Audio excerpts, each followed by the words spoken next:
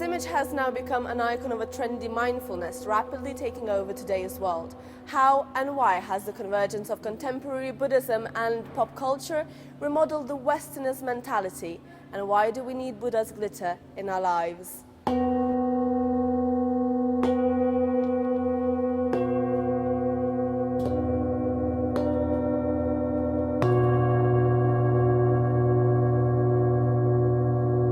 I went to Leh, a small city in North India, to get answers to my questions.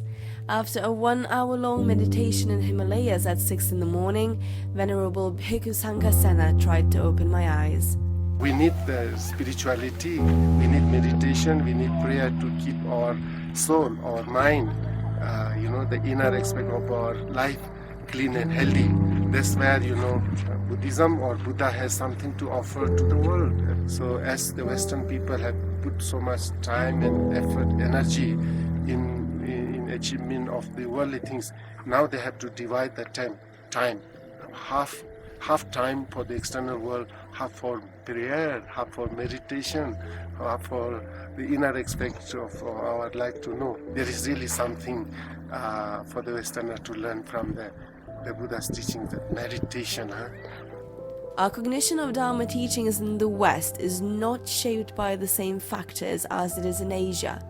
Without using any cliches or stereotypes, let's face it, whilst Easterners have a more holistic way of interpreting life, the Westerners are famous for more of an object-oriented mindset. However, the two cultures merge faster than ever. I went to London, a city full of numerous merged religions and cultures, to get some answers about the convergence of the Eastern and Western traditions. There's a neuroscientist called Francisco Varela, and he says he felt that the meeting of Buddhism, Buddhist ideas and Western ideas is going to produce a new renaissance. So in the same way the Renaissance started in the 1400s because the old Greek ideas were being rediscovered and Greek ideas and Christianity met each other, in the same way now we have Eastern ideas and European ideas meeting. It's a really exciting time to be around. So why are we so keen to delve deeper into the core beliefs of Buddhism? There are three main factors that form our curiosity: absence of God in the Buddhist beliefs, freedom of being a lay Buddhist, and the vogue of the Buddhist images. First of all, let's make it clear. Buddha was not a god. He was a prince, a human being like you and I. After meditating for 49 days straight under the Bodhi tree in Bodh Gaya, India, he attained enlightenment, also known as nirvana. In Buddhist tradition, there is no creator. Mind is the maker of all, hence there is no idea of an external deity, which is definitely a convenient thing for the contemporary agnostic culture to swallow.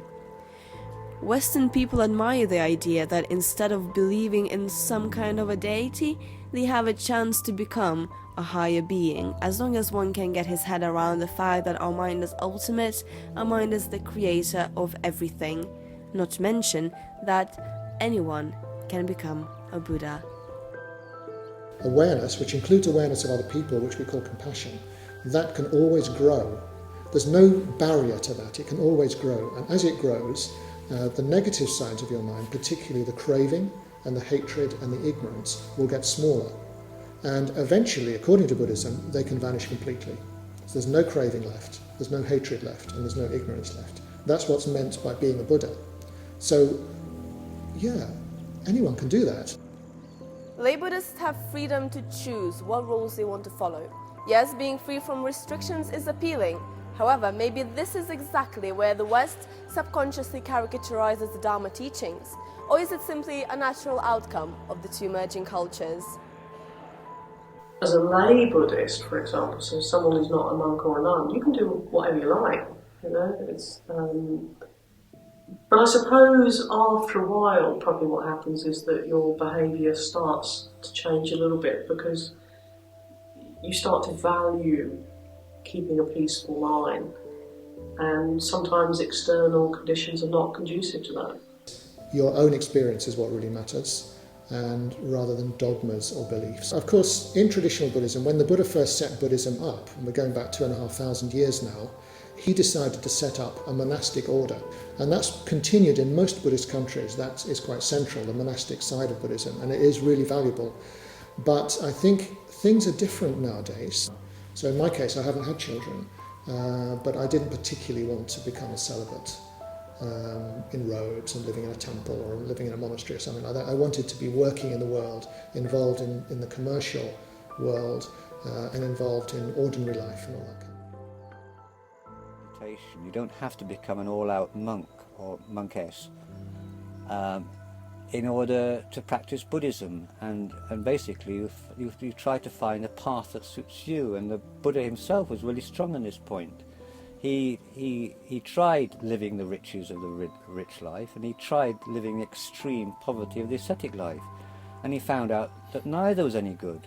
You have to find a middle way, the golden mean, and you have to find a balance in your own life. And finally, being a Buddhist in the West does not require an external revolution.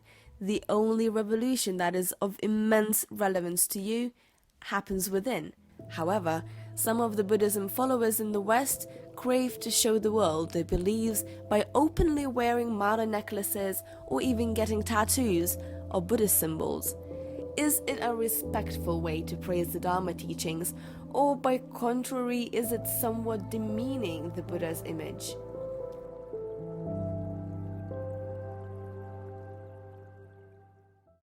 Lamolė yra pasakęs, jeigu tai yra mada, tai bent jau yra naudinga mada, tam tikra prasme, nes jeigu žmogus jisai galbūt dėl mados sako, aš budistas. Kažkas dar paklausė, gerai, aš budistas, tebūnie. Ir galbūt jis vieną dieną prieis prie momento, o kas yra budizmas? I think a Buddha image usually is a very positive thing. It's usually smiling, sitting in meditation, looking very calm, looking very stable, and it's quite inspiring. So if that image is going into more and more houses, I think that's nice. If more and more people are doing mindfulness, even if they just do a little bit of mindfulness, that's really great.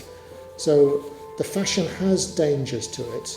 It may be that people think they've got the whole thing when they just grab one little part of it. Mindfulness is not the whole of Buddhism. A Buddha statue isn't the whole of Buddhism either. So that's the danger.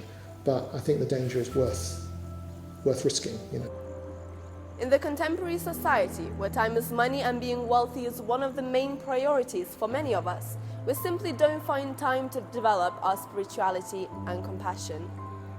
According to the principles of Buddha, attachment brings suffering. The more we have, the more we want. We must learn to let go of the worldly cravings. Buddhism helps us stop pinning all of our happiness to material things and instead shows us how to find happiness within, which is what our glitter society is in desperate need of. We are giving too much attention to the material world. They think that only if you have more money and better car and so on, we think happy. They think that we will be happy. This is wrong. The real happiness will come not from the car or money or thing. Real happiness and contentment will come from the realization of the truth, the realization of what life is, what existence is. No matter what part of the world we live in, be it spiritual East or American dream-driven West, Buddhism leads us towards realization of many things, including the power of mind and materialism absurdity phenomena. However, one is clear: we are perfectly able to juggle between the glitter of the West and Shanti of the East.